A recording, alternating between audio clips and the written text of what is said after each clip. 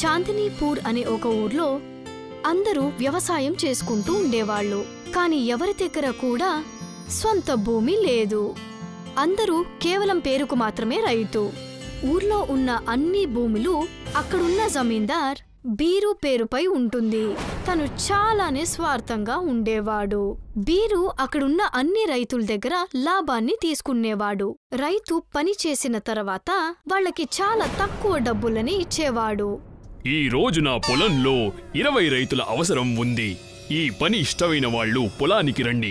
కానీ ఒక విషయం ముందే చెబుతున్నాను, దినమంతా పనిచేసిన తర్వాత 50 రూపాయలు మాత్రం ఇవ్వగలను. కానీ దొరా, ఒక దినం పనికి కూలి 500 కదా.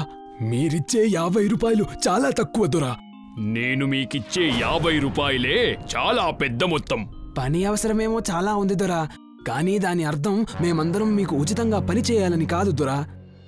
మీకు పని కావాలంటే రండి, లేకపోతే నేను పక్కూరు నుంచి పనివాళ్లను తెప్పించుకుంటా.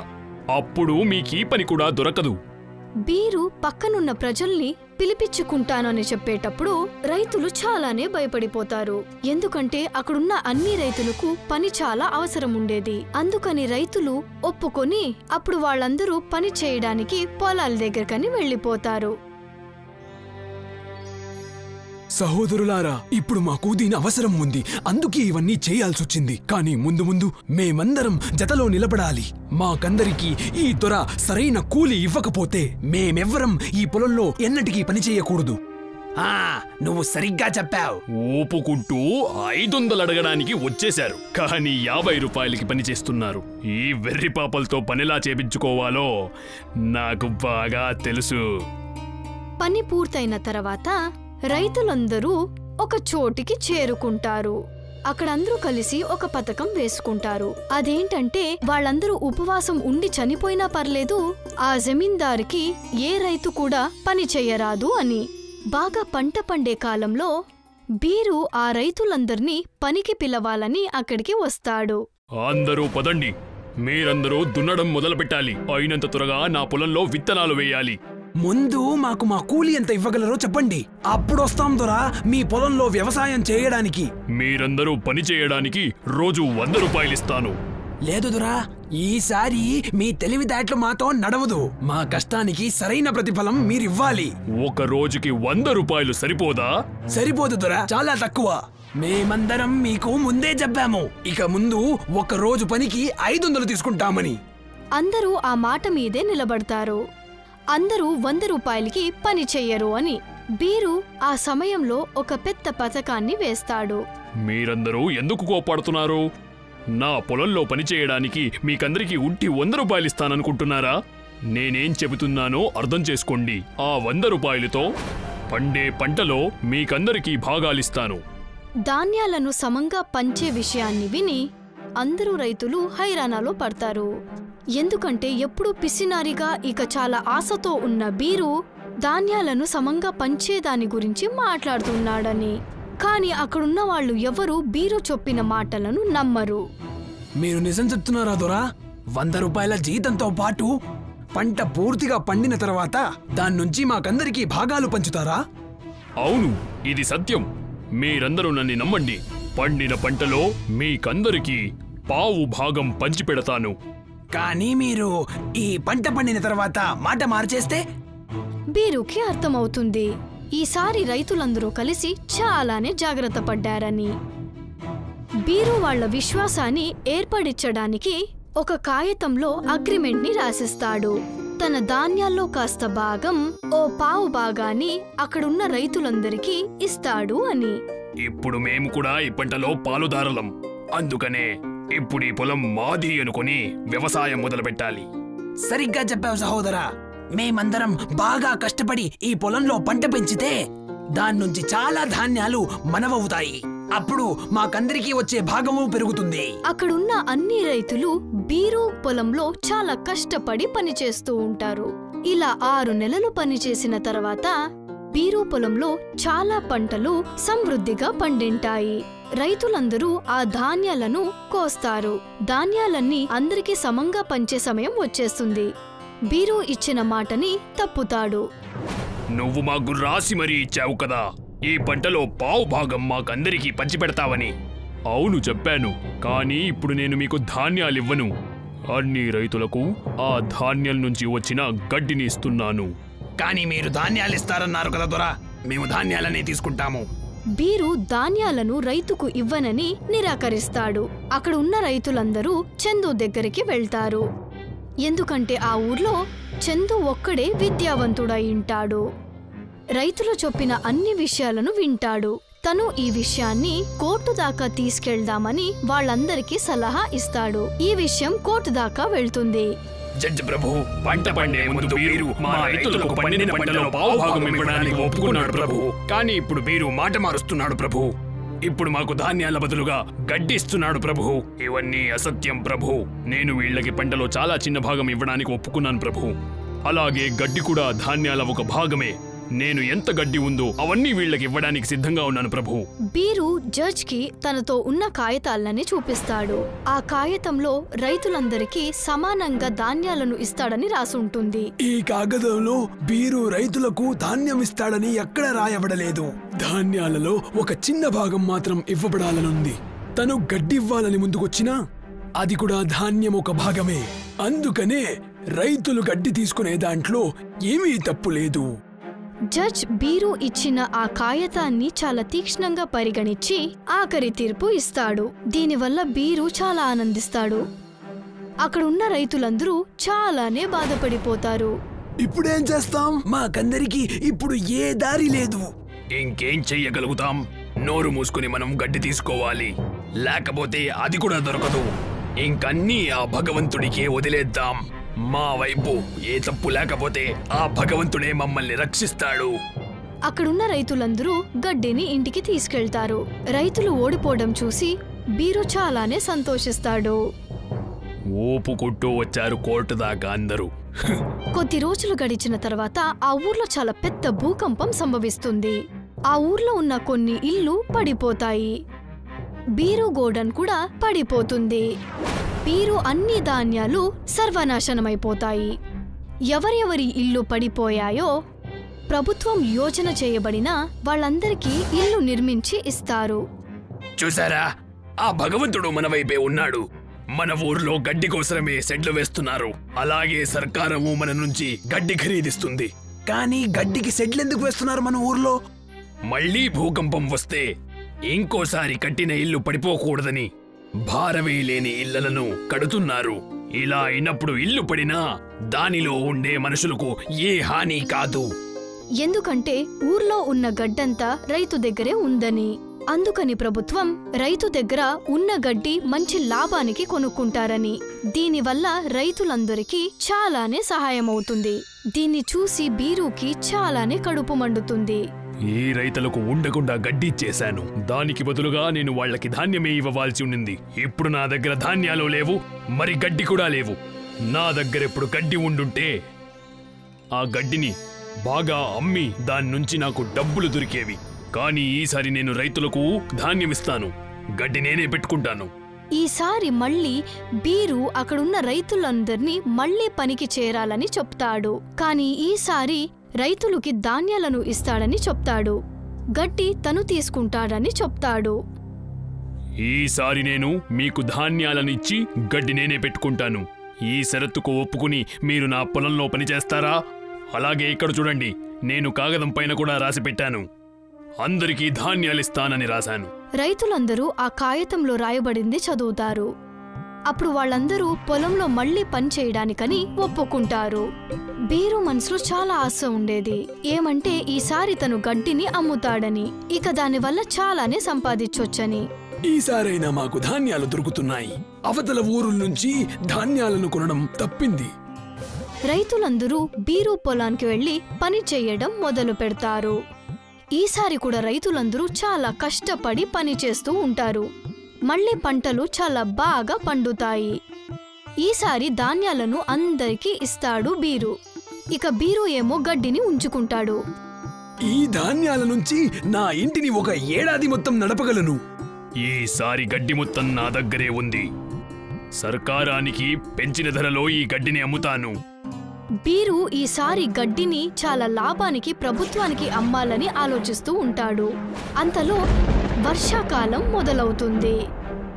భారీ వర్షాలకు గ్రామం ముప్పుకి గురవుతుంది. ఇక బీరు ఉంచుకున్న గడ్డంతా నీళ్లు పాలైపోయాయి. ముందొచ్చిన భూకంపం నుంచి నా గోడౌన్ నేను నీచుకున్నాను. ధాన్యాలు పోయాయి. ఈసారి తుఫానులో నా గడ్డి మొత్తం ఎగిరిపోయింది. బీరు ఒక అత్యాశ మరియు లోభితనం నుంచి ఏమైందో చూసారా? వాడి దగ్గర ఎన్నో పొలాలున్నాయి, కానీ వాడి దగ్గర గడ్డి లేదు, పంట లేదు. బీరుకి అర్థమవుతుంది తను ఎదుర్కొంటున్న ఈ పరిస్థితికి తనే స్వయంగా కారణమని. ఇప్పుడు బీరుకున్న అన్ని ఆశలను వదులుకొని రైతులందరూ పని చెయ్యకపోయినా కూడా ఉచితంగా వాళ్ళకి డబ్బులను ఇచ్చేవాడు. రైతులందరూ ఇక బీరు అప్పటి నుంచి చాలా సంతోషంగా జీవిస్తారు. పొలంలో అందరూ పని చేయడం మొదలు పెడతారు. విలాసపూర్ అనే ఒక అందమైన గ్రామం ఉండేది. అందరి ఇల్లులు గట్టివి కాకపోయినా అందరి మనసులు స్వచ్ఛంగా ఉండేవి. ఎప్పుడూ అక్కడ హడావుడిగా ఉండేది. ఎక్కువ గ్రామ ప్రజలు సంపాదన చేయడానికి సిటీకి వెళ్ళిపోయేవారు. ఇంకా నెలకి 1-2 సార్లు మళ్ళీ తిరిగి గ్రామానికి వాళ్ళ ఇళ్లకు తిరిగి వచ్చేవారు. ఇంటి మహిళలు చిన్న చిన్న పనులు చేసి ఇంటి ఖర్చులు నడిపేవారు. బాబు, మోను, ఎక్కడికి వెళ్తున్నావు? ఇంటికి వెళ్ళిపో. తుఫాను రాబోతుంది. ఇంకా వర్షం కూడా పడేటట్లుంది. ఇవాళ మా నాన్న సిటీ నుంచి మట్టి గల్లా తీసుకుని రాబోతున్నాడు. నేను మాత్రం దానిని నీకు అస్సలు ఇవ్వను. దాన్ని నేనే ఉంచుకుంటాను. అయినా సరే, నువ్వు ఇంటికి వెళ్ళు నాయనా.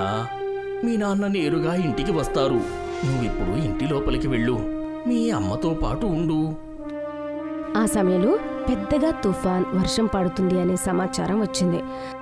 అక్కడి ప్రజలందరూ వాళ్ళ ఇంట్లోకి వెళ్ళి వర్షం వచ్చి పోవడం కోసం ఎదురు చూస్తూ ఉంటారు.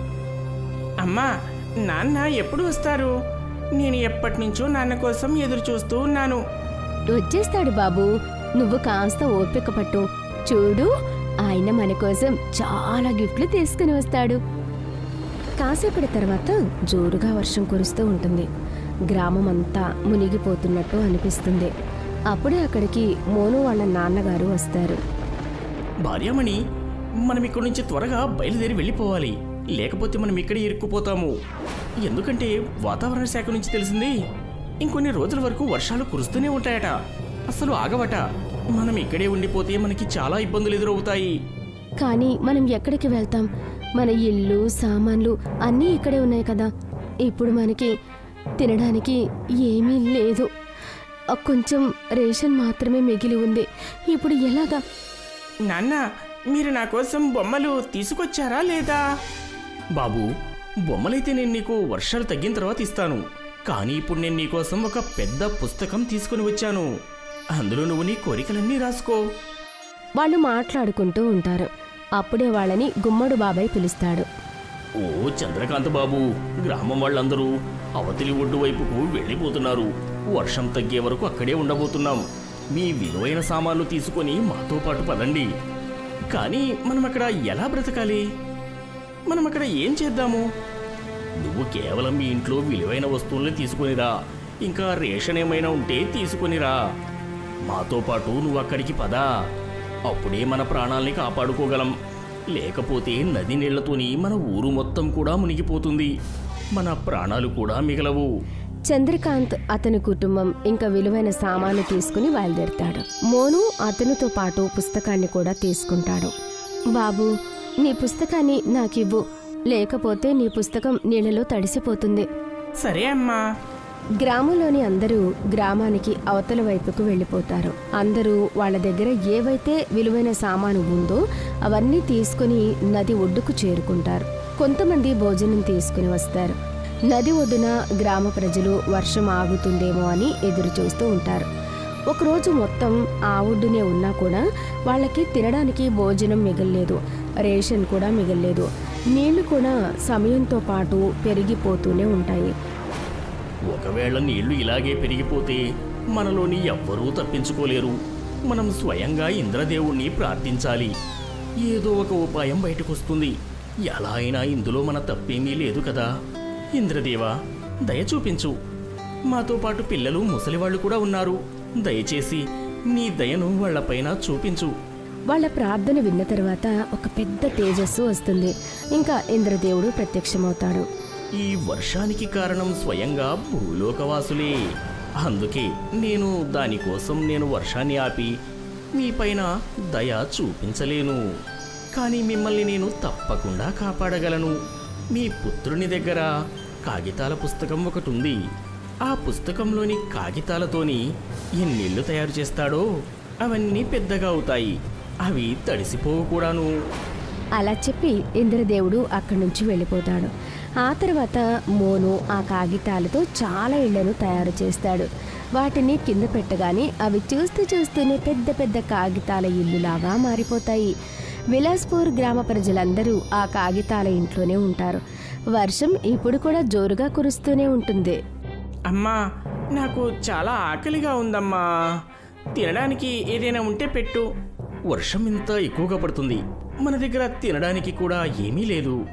మనం పిల్లాడి కడుపు నింపడానికి ఏం తయారు చేసి ఇవ్వాలి? చంద్రకాంత్ గుమ్మడి తాత ఇంటికి ఎలాగోలా వెళ్తాడు. ఏమైంది చంద్రకాంత్ బాబు? ఇంత వర్షంలో బయటకెందుకు తిరుగుతున్నావు? ఏం చెప్పాలి బాబాయ్? నా కొడుకు నా భార్య ఆకలితో అలమటించిపోతున్నారు. మనం భోజనానికి ఏదైనా ఏర్పాటు చేయకపోతే ప్రమాదం వస్తుందేమో. ఎలాగోలా మన ఇంట్లోకి వర్షం అయితే రావడం లేదు కదా. మన అసలు ఇళ్ళు కూడా వర్షంలోనే మునిగిపోయాయి. గ్రామంలో ఉన్న నా ఇంట్లో బియ్యం ఇంకా కొన్ని మసాలాలున్నాయి. ఎలాగోలా అక్కడికి వెళ్దాము. అది కొన్ని రోజుల వరకు భోజనం సరిపోతుంది. నేను సిటీ నుంచి తెచ్చిన బ్యాగ్ కూడా ఆ ఇంట్లోనే ఉంది. మనం అక్కడికి వెళ్ళి మన కోసం ఏదైనా ఏర్పాట్లు చేసుకుంటే బాగుంటుందేమో. ఉరుములు మెరుపులు ఉన్న వర్షంలో వాళ్ళిద్దరూ వాళ్ళ ప్రాణాలను కాపాడుకుని వాళ్ళ గ్రామమైన విలాస్పూర్కి చేరుకుంటారు.